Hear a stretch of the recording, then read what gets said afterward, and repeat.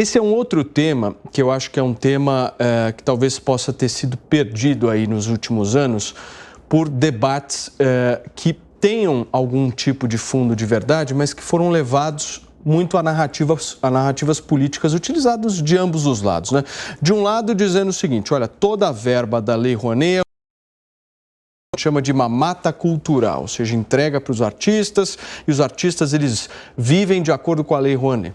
E do outro lado também, houve uma certa cegueira, meu querido Fábio Piperno, em relação à corrupção que houve dentro dessa lei, ao favoritismo, né, a um certo conluio, a um certo apoio a um determinado grupo específico de artistas que só recebia dinheiro via essa lei. Como é que a gente consegue equalizar isso e chegar num denominador que seja um denominador minimamente racional nessa história, né? Porque a verdade, pelo menos creio eu, ela não está com nenhum desses lados. Há uma lei que incentiva a cultura no Brasil, só que ela precisa ser bem utilizada, né? A lei é ótima, criada, aliás, por um grande embaixador, um homem da cultura, enfim, falecido há algum tempo, o diplomata Sérgio Paulo Rouanet, ainda no governo Collor de Mello. Vejam bem, isso não é uma criação, por exemplo, do governo do PT. Sérgio Paulo Rouanet foi ministro, era secretário da Cultura do governo Collor. Naquele tempo não tinha o status aí de ministério. Então, a lei é ótima, ela foi mexida, ela foi alterada aí nos anos seguintes. Mas o problema não está exatamente no texto, o problema está exatamente na malversação do dinheiro que escoava. Então, de fato, houve muita mamata, sim, e isso precisa ser corrigido, e mais do que isso. Esses excessos, esse mau uso, essa malversação, ela tinha que ter sido punida. Agora, veja, você não mata, enfim, você não tem que matar a vaca para matar o carrapato. Então, não tinha que acabar a lei para punir exatamente quem fez mau uso dela. Esse foi um dos desvios, digamos, de avaliação que ocorreram nesses últimos anos. Então, é evidente também que a lei, veja, o Brasil tem que pensar a cultura não só como política de Estado, não só como uma ferramenta para poder dar mais, digamos, dar mais visibilidade para manifestações endógenas, inclusive, mas também para promover exatamente os valores nacionais. A França ganha muito dinheiro com cultura, desde sempre, né? Então, o Estado francês ele faz um bom uso disso. O Estado brasileiro jamais conseguiu fazer. Então, a lei é boa. Agora, a gente tem que criar instrumentos para que ela consiga realmente potencializar tudo que ela é capaz de fazer. Serrão, a lei é boa?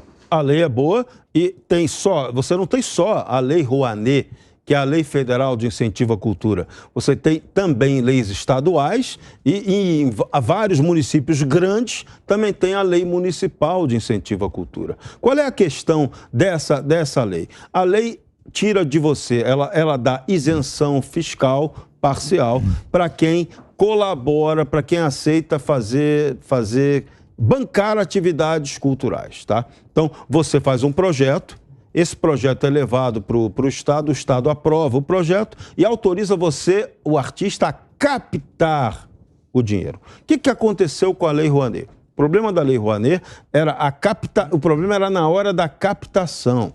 Na captação é que houve favorecimentos. Então, isso aí era para ser corrigido. Não era para você acabar com a Lei Rouanet. Era só acabar com o favorecimento na hora da captação. Empresas estatais, por exemplo, beneficiavam os amigos do rei. Então, a turma faturava em cima disso. Isso aconteceu, isso foi real. Então, isso é o que não pode acontecer. Então, não caberia matar a lei, criticar a lei, porque a lei é interessante.